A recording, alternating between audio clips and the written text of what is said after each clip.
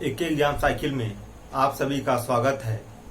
मैं आशुतोष कुमार सिद्धार्थ। आप लोगों का मध्यकालीन इतिहास चल रहा है, जिसमें दूसरे अध्याय के अंतर्गत आज हम देखेंगे राष्ट्रकूट शासक। आज देखेंगे राष्ट्रकूट शासक। इसके अंतर्गत जितने भी पॉइंट है एग्जाम के पॉइंट ऑफ व्यू से सब पे डिस्कशन करेंगे। सब टॉपिक आज देखेंगे।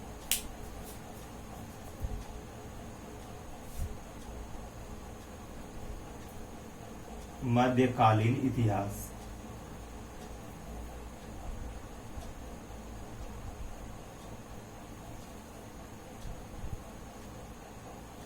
मध्यकालीन इतिहास। अब इसके अंतर्गत हमारा जो अगला टॉपिक है, यानी कल हमारा गुर्जर प्रतिहार टॉपिक हुआ था, उसका संस्थापक वगैरह वगैरह जितने भी इम्पोर्टेंट पॉइंट थे, जो भी फैक्ट था, सबको बताए थे। आज उसी तरह हम देखेंगे राष्ट्रकूट शासक। राष्ट्रकूट पहले देखेंगे राष्ट्रकूट राज्य का संस्थापक कौन थे इसमें, यानी राष्ट्रकूट राज्य के जो संस्थापक थे जिनको माना जाता है वो दंती दुर्ग हैं। दंती दुर्ग को राष्ट्रकूट राज्य का संस्थापक माना जाता है। फर्स्ट पॉइंट, राष्ट्रकूट राज्य। राष्ट्रकूट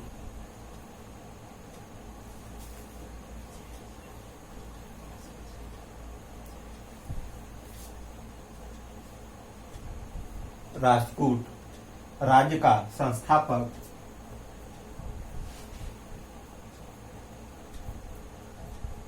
दंती दुर्ग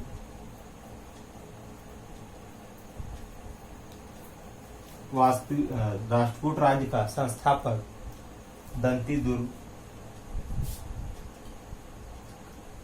राष्ट्रकूट राज्य का संस्थापक दंती दुर्ग था, या दंती दुर्ग को माना जाता है। अब इसमें अगला जो हमारा नेक्स्ट पॉइंट है, यानी इसी के अंतर्गत अब इसी में देखेंगे राष्ट्रकूट राज्य का संस्थापक दंती दुर्ग था। अब इसके अंतर्गत दंती दुर्ग ने आधुनिक सोलापुर के पास, दंती दुर्ग ने आधुनिक सोलापुर के पास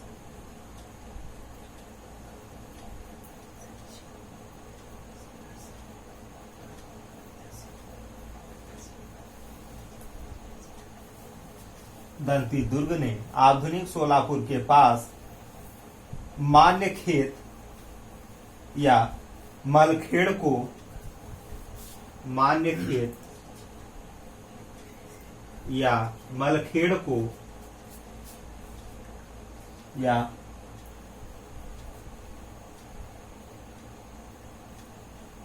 मलखेड़ को अपनी राजधानी बनाया। अपनी राजधानी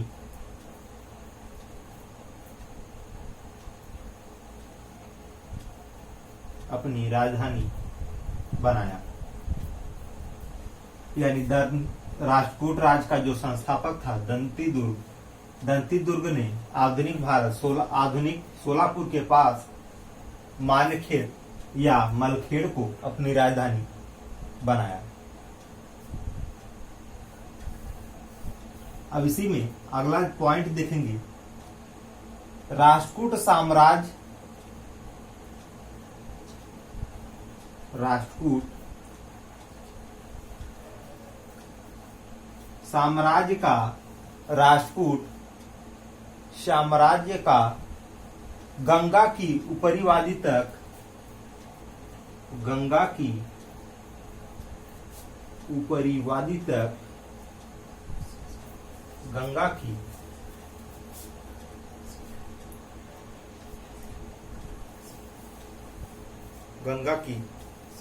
परिवादी तक, गंगा की उपरिवादी तक प्रसार नहीं हो पाया। प्रसार नहीं हो पाया। प्रसार नहीं हो पाया। प्रसार नहीं हो पाया, पर उन्हें लूटने में उन्हें भारी दौलत प्राप्त हुआ। पर या परंतु, पर उन्हें लूटने में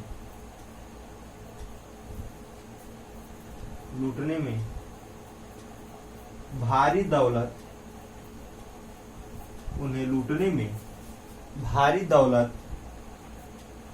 मिली और राजपूतों को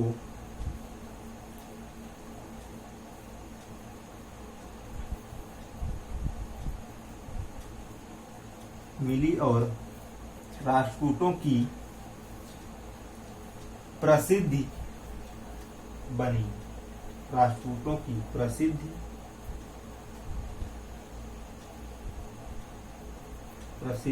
बनी।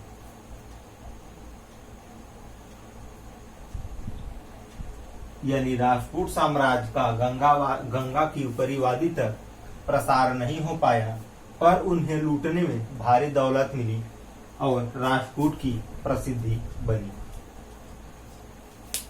अब इसी कड़ी में हम अगला पॉइंट देखेंगे। अगला पॉइंट हमारा क्या है, उस पर डिस्कशन करेंगे।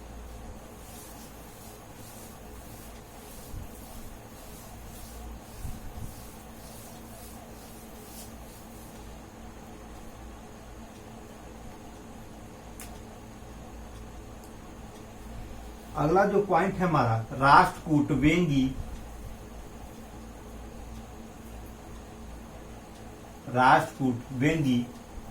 आधुनिक आंध्र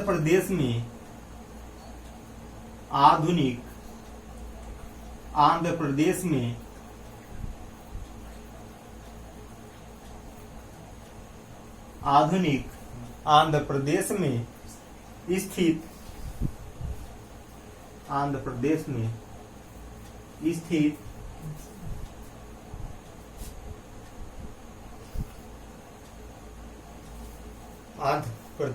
यानी राजपूत वेंगी के पूर्वी चालुक्यों के खिलाफ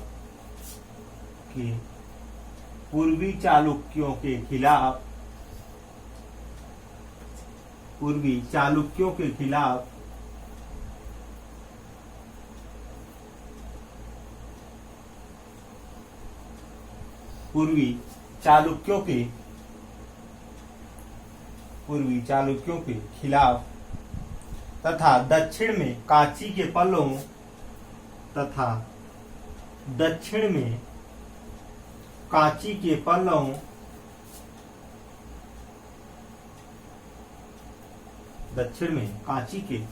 पल्लों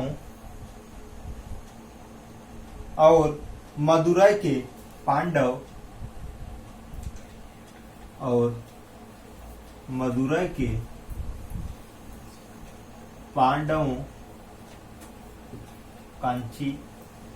के पांडवों के खिलाफ भी बराबर युद्ध करते रहे।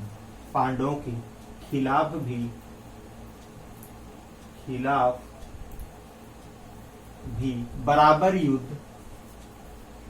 बराबर युद्ध करते रहे। यानी राजपूत वेंगी जो आधुनिक आंध्र प्रदेश में स्थित है, वेंगी के पूर्वी चालुक्यों के खिलाफ तथा दक्षिण कांची के पल्लवों और मदुरै के पांडवों के खिलाफ भी बराबर युद्ध राजपूतों के साथ चलता रहा। राजपूतों के साथ बराबर का युद्ध हमेशा चलता रहा। अब इसी कड़ी में हम अगला पॉइंट देखेंगे। हमारा अगला पॉइंट क्या है?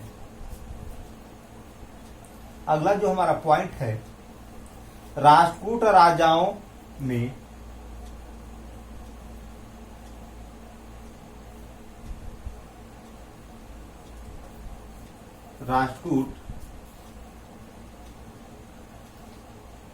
में गोविंद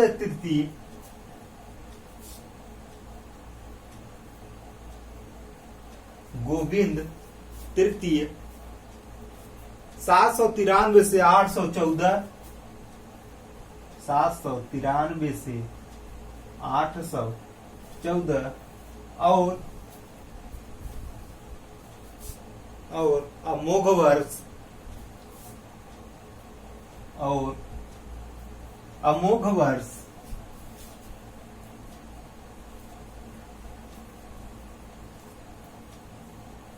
और अमोघ वर्ष 814 से 878 814 से 878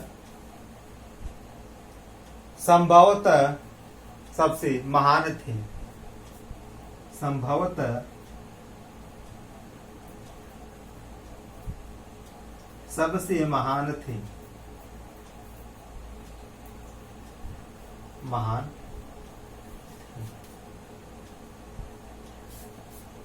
राजपूत राजाओं में गोविंद तृतीय का जो शासनकाल था 793 से 814 और अमोघ वर्ष जो अमोघ वर्ष था उसका 814 से 878 संभवतः सबसे महान माना जाता है। सबसे महान माना जाता है।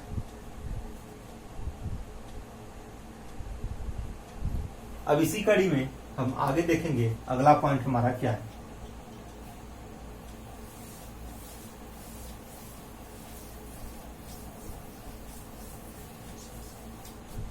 जो अगला हमारा पॉइंट है कन्नौज के नागभट्ट के खिलाफ कन्नौज के नागभट्ट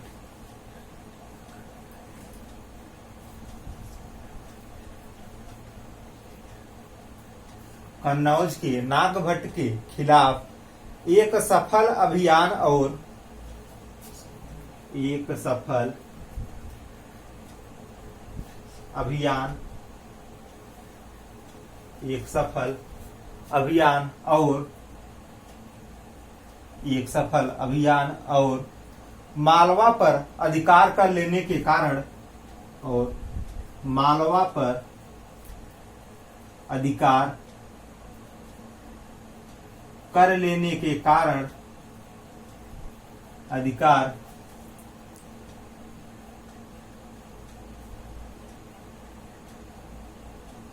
अधिकार करने के बाद गोविंद तृतीय अधिकार करने के बाद गोविंद तृतीय दक्षिण गोविंद तृतीय दक्षिण की ओर मुड़ा। दक्षिण गोविंद तृतीय दक्षिण की ओर मुड़ा।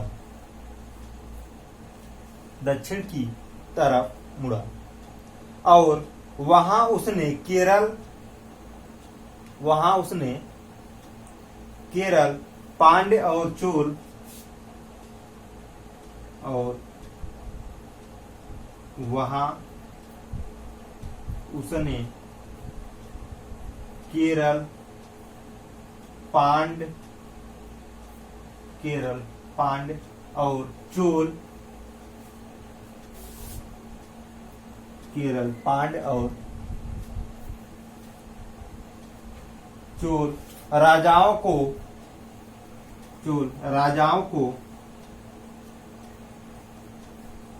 को भयभीत कर दिया।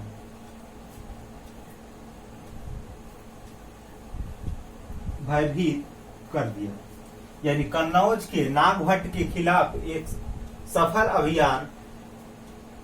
अभियान चला गया और मालवा पर अधिकार करने के बाद गोविंद तृतीय दक्षिण की ओर मुड़ गया और वहां उसने केरल पांड्य और चेल के दक्षिण में मुड़ गया और वहां उसने केरल पांड्य और चोला राजाओं को भयभीत किया यानी उनको डराया धमकाया। अब इसी कड़ी में हम अगला जो पॉइंट है हम अगला पॉइंट देखेंगे।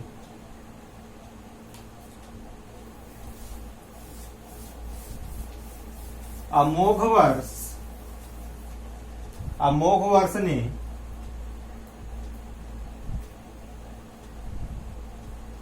अमोघ वर्ष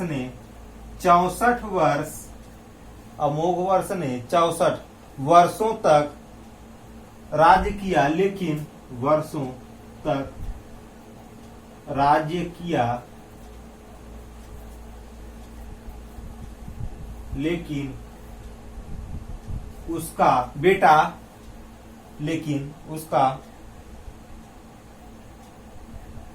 अमोघ वर्ष ने 64 वर्षों तक राज्य किया, लेकिन उसका जो स्वभाव था ऐसा था कि वह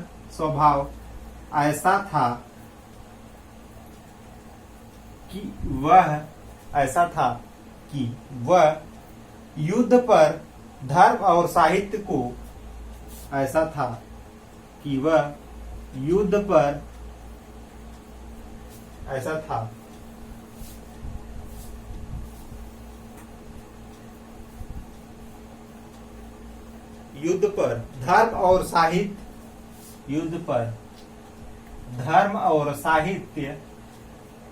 साहित्य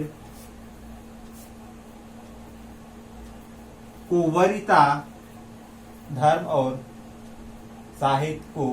वरीयता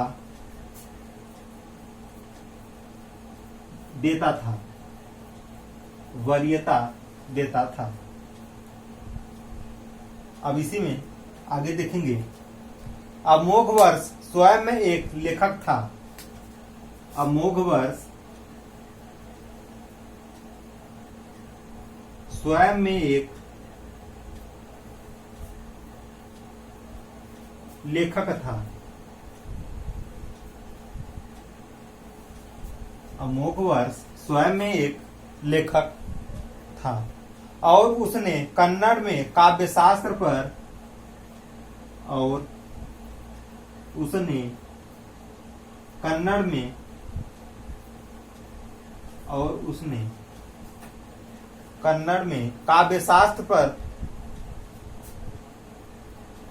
काव्यशास्त्र पर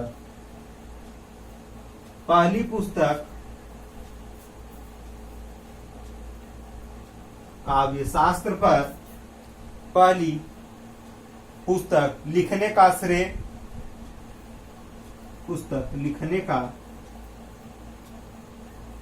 श्रेय उन्हें दिया जाता है। यानी अमोघ वर्ष स्वयं में एक लेखक थे और उन्होंने सबसे पहले कन्नड़ में काव्यशास्त्र में पहली पुस्तक लिखे, जो उनका श्रेय दिया गया। अब इसी में आगे देखेंगे,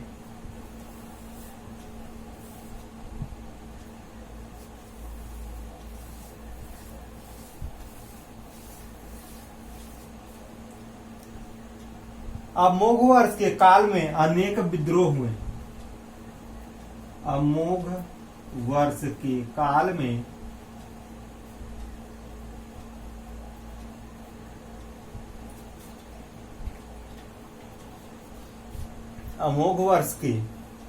काल में अनेक विद्रोह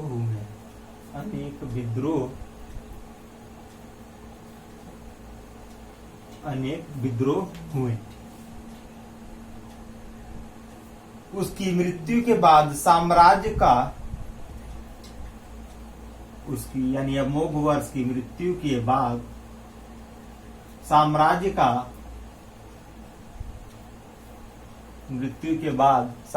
का पुनर्स्थापना उसके पोते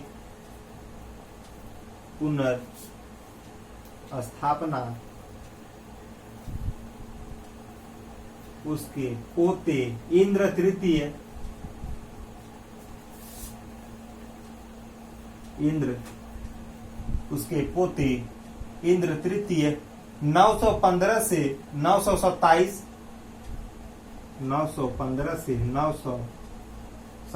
में उनका पुनर्स्थापना किया। यानी अमोघ वर्ष के मरने के बाद उनका जो साम्राज्य था, उस साम्राज्य को इंद्र तृतीय ने 915 से 972 ईस्वी में पुनर्स्थापना दोबारा उनका पोता किया।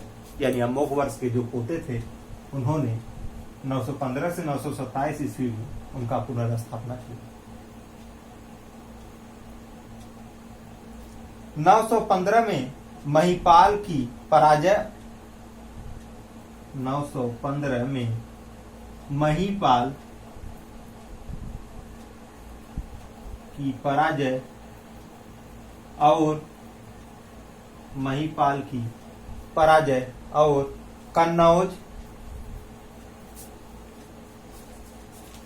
915 में महिपाल की पराजय और कन्नौज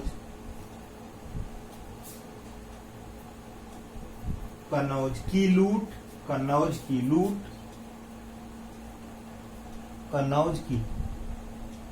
लूट के बाद इंद्र तृतीय अपने लूट के बाद इंद्र तृतीय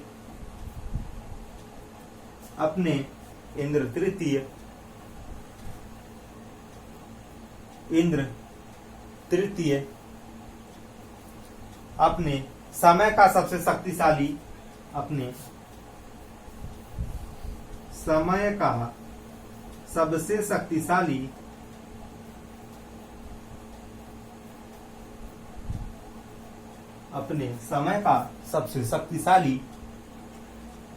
राजा बन बैठा सबसे शक्तिशाली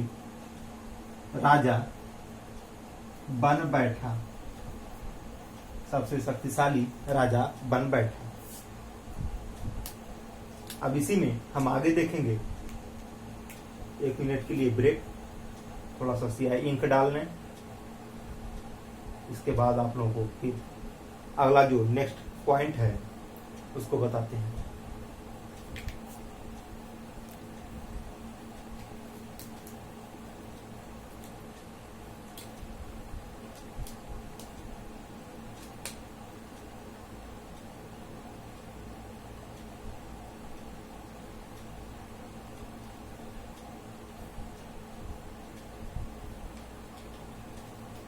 अब इसी में आगे देखेंगे।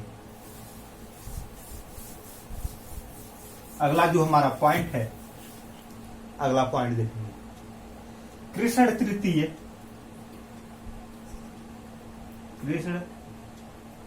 तृतीय 934 से 963 933 से 934 से 963 934 से 963 प्रतिभाशाली शासकों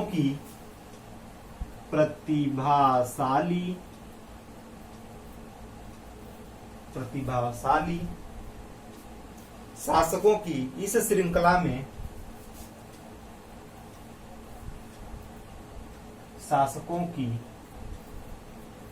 इस श्रृंखला में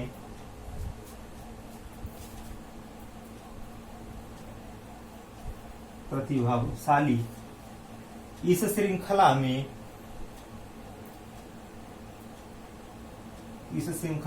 अंतिम था।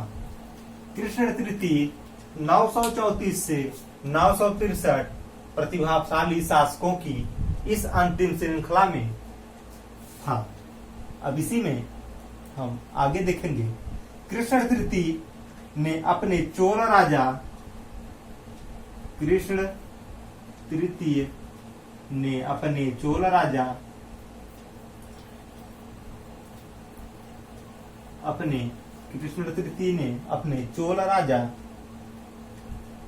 परंटक प्रथम को चोल राजा परंटक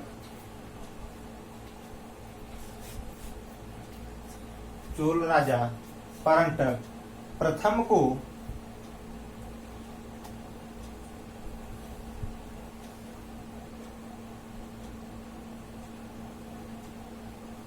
949 में हराया। 949 में हराया। 949 में ईस्वी में हराया और चोल साम्राज्य के उत्तरी भाग पर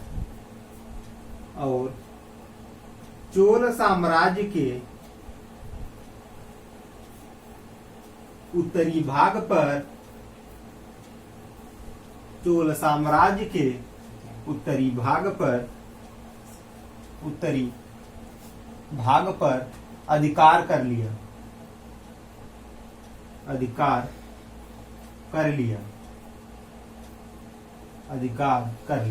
कृष्ण तृतीय ने अपने चोल राजा परंटक प्रथम को 949 ईस्वी में हराया और चोल साम्राज्य के उत्तरी भाग पर अधिकार कर लिया। अब इसी में हम आगे देखेंगे।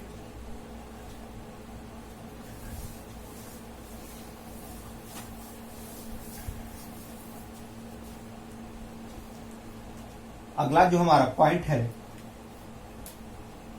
इसी में, फिर कृष्ण तृतीय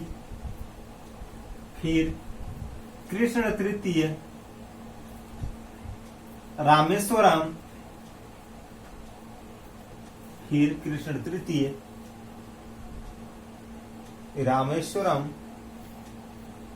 की तरफ बढ़ा। रामेश्वरम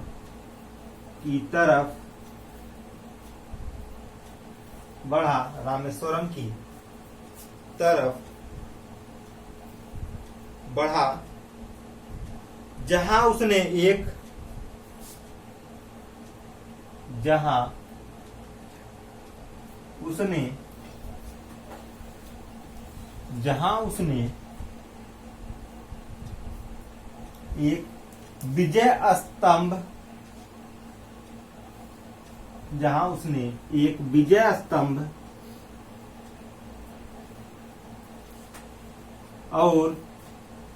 विजय स्तंभ और एक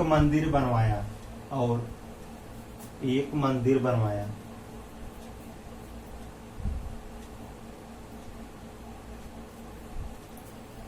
फिर कृष्ण तृतीय ने रामेश्वरम की तरफ बढ़ा जहां उसने एक विजय स्तंभ और एक मंदिर को बनवाया। यानी कृष्ण तृतीय ने विजय स्तंभ और एक मंदिर को बनवाया। अब इसी कड़ी में हम आगे देखेंगे। यानी कृष्ण तृतीय के मृत्यु के बाद, उसकी मृत्यु के बाद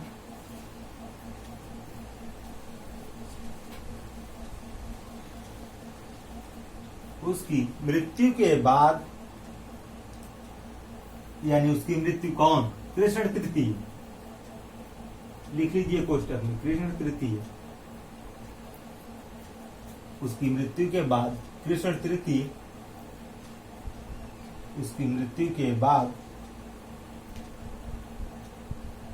उसके सभी विरोधी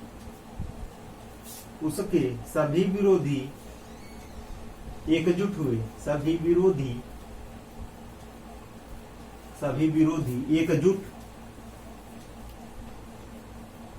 विरोधी एकजुट होकर राष्ट्रकूट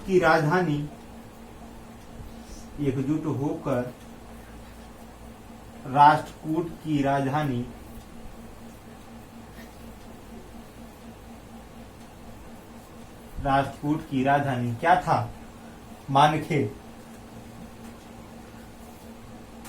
मानखेत को लूटकर राजधानी मानखेत को 972 ईस्वी में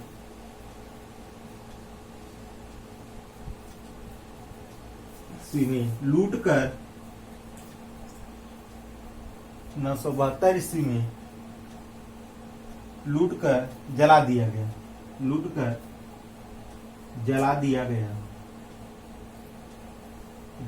गया। उसकी मृत्यु के बाद उनके सभी विरोधी एकजुट हुए और राष्ट्रकूट की राजधानी जो मानखेत या मलखेड़ को बनाया गया था उसको 972 ईस्वी में लूटकर उसको जला दिया गया। अब इसी कड़ी में हम आगे देखेंगे अगला पॉइंट।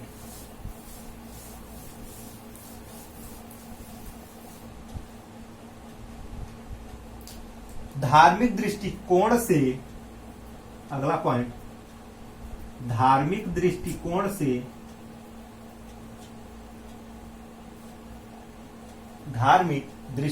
से राष्ट्रकूट राजा सहिष्णु थे।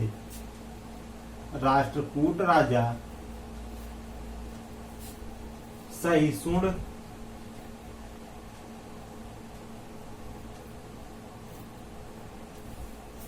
राष्ट्रकूट राजा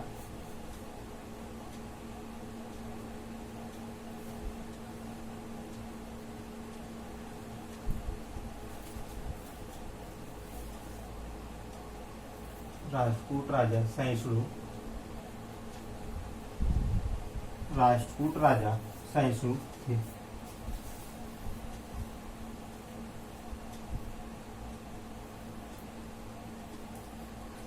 तथा वे केवल शैव और वैष्णव ही नहीं तथा वे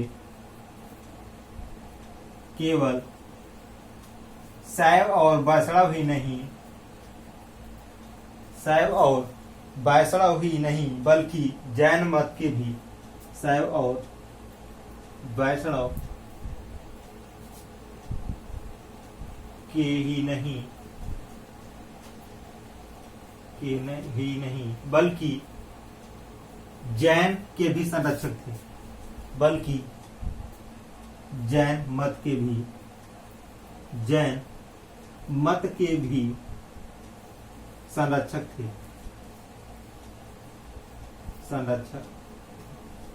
धार्मिक दृष्टिकोण से देखें तो राष्ट्रकूट राजा सहिष्णु थे तथा वे केवल शैव और वैष्णव को नहीं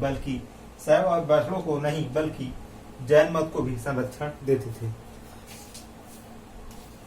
यानी राष्ट्रकूट राजा अपने यहाँ शैव धर्म और वैष्णव धर्म के साथ साथ जैन धर्म को भी संरक्षण दिया था। अब इसी कड़ी में हम आगे देखेंगे।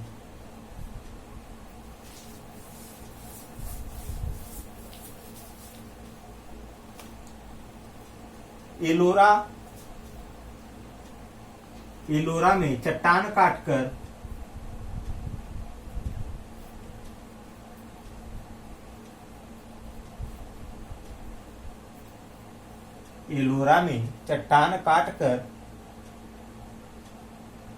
बनाया गया सुप्रसिद्ध शिव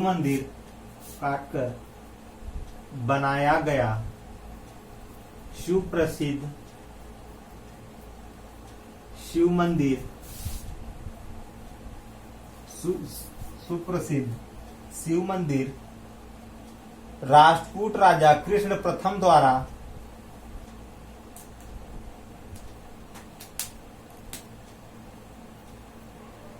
राष्ट्रकूट राजा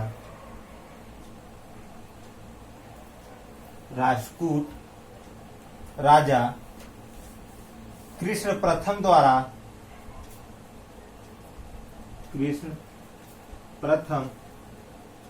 9वीं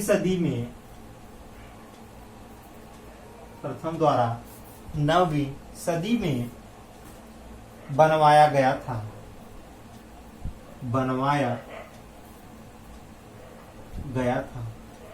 एलोरा में जो चट्टान काटकर सुप्रसिद्ध मंदिर यानी सुप्रसिद्ध शिव मंदिर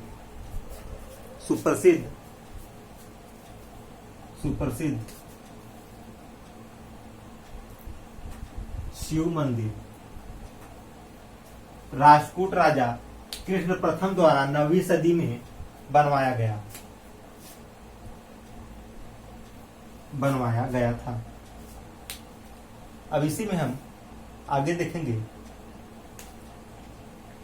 अमोघ वर्ष जैन था।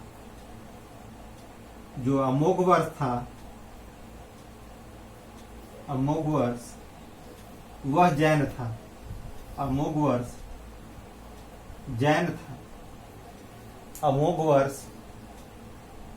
जैन था लेकिन वह दूसरे धर्मों को भी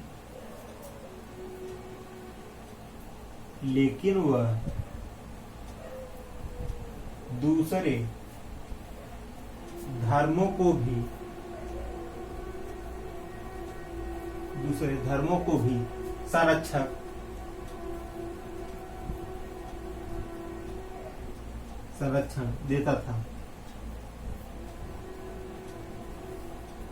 दूसरे धर्मों को भी संरक्षण देता था। अमोघ वर्ष एक जैन था लेकिन लेकिन वह दूसरे धर्मों को भी अपने यहाँ मान्यता देता था, रहने के लिए संरक्षण देता था। अब इसी कड़ी में हम आगे देखेंगे।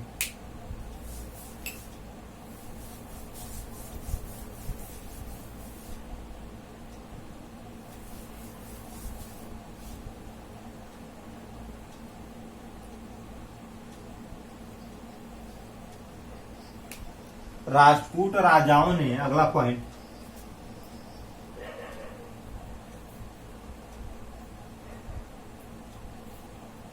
राष्ट्रकूट राजाओं ने इस्लाम धर्म को भी, इस्लाम धर्म को भी संरक्षण दिया, संरक्षण दिया।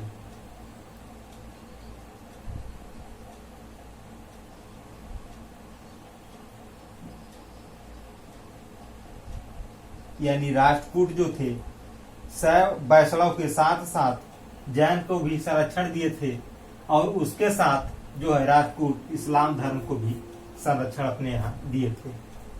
अब इसी कड़ी में हम अगला देखेंगे। राष्ट्रकूट ने मुस्लिम व्यापारियों को, राष्ट्रकूट ने मुस्लिम व्यापारियों को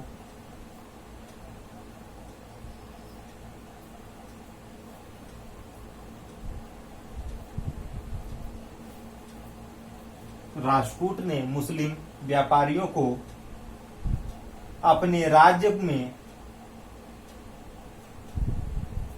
व्यापारियों को अपने राज्य में बसने, अपने राज्य में बसने और अपने राज्य में बसने और इस्लाम का प्रचार करने के लिए अनुमति दी।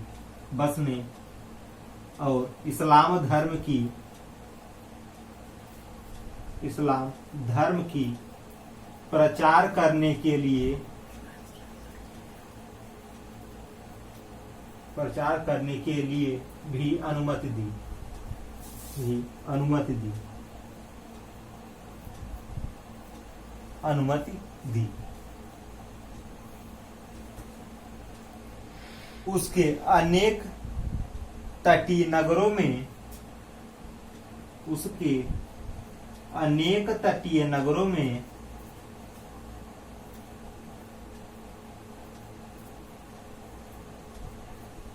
उसके अनेक तटीय नगरों में बड़ी बड़ी मस्जिदें भी थी। अनेक तटीय नगरों में बड़ी बड़ी मस्जिदें भी थी।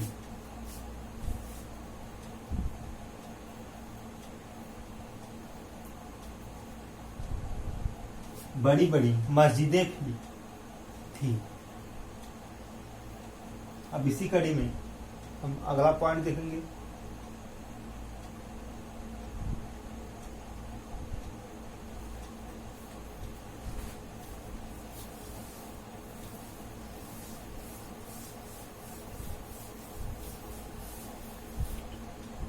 अगला जो पॉइंट है, महान अपभ्रंश कवि स्वयंभू, महान अपभ्रंश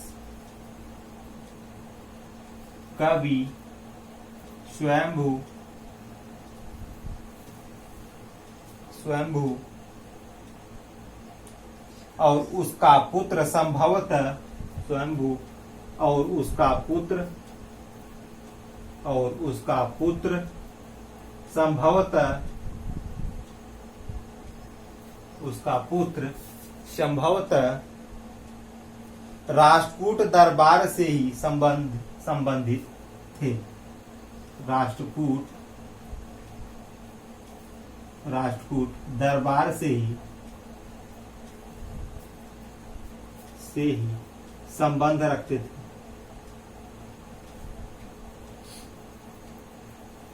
संबंध रखते थे। यानी महान अपभ्रंश कवि स्वयंभू और उसका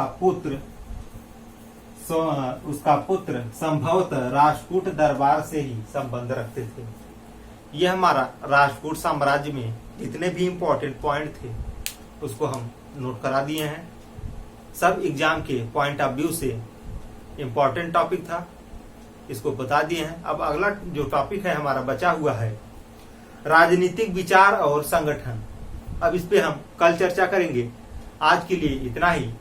इस वीडियो को आज हम यहीं पर रोकते हैं। अगर ये वीडियो आप लोगों को हेल्पफुल लगे तो इस वीडियो को ज्यादा से ज्यादा शेयर करिएगा और लाइक करिएगा, कमेंट करिएगा और हमारे चैनल को सब्सक्राइब करिएगा। जय हिंद साथियों।